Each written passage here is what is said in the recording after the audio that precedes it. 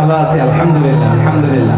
আমার প্রাণের ভাইরা, আমি সূরাতুল হাশরের শেষ 3 আয়াত তেলাওয়াত করেছি। আজকে এই চমৎকার সন্ধ্যায় আমি সূরা হাশরের শেষ 3টে আয়াতের খুবই সংক্ষিপ্ত তাফসীর আপনাদের সামনে পেশ করব। মা তাওফীকি ইল্লা বিল্লাহ। এই 3টে আয়াতের একটা বিশেষ ফজিলত আছে এবং মজার ব্যাপার হচ্ছে আমরা বাংলাদেশিরা মোটামুটি মুখস্থ এই 3টা আয়াত, তাই না?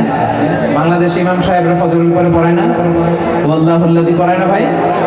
মুখস্থ আছে না সবার? তো বোঝাতে সুবিধা হবে আজকে ইনশাআল্লাহ বিইذنিল্লাহ। এই 3টা আয়াতের একটা ফজিলত আছে, ভার্চিউ বা ফজিলত সুনানে তিরমিজিতে বর্ণিত হয়েছে। রাসূলুল্লাহ সাল্লাল্লাহু আলাইহি ওয়াসাল্লাম বলেন, মান ক্বালা হিনা ইউসবিহু 3 মাররাতিন আউযু বিল্লাহিস সামিউল আলিম মিনাশ শাইতানির রাজীম, যে ব্যক্তি সকালবেলা 3 বার পড়বে আউযু বিল্লাহিস সামিউল আলিম মিনাশ শাইতানির রাজীম,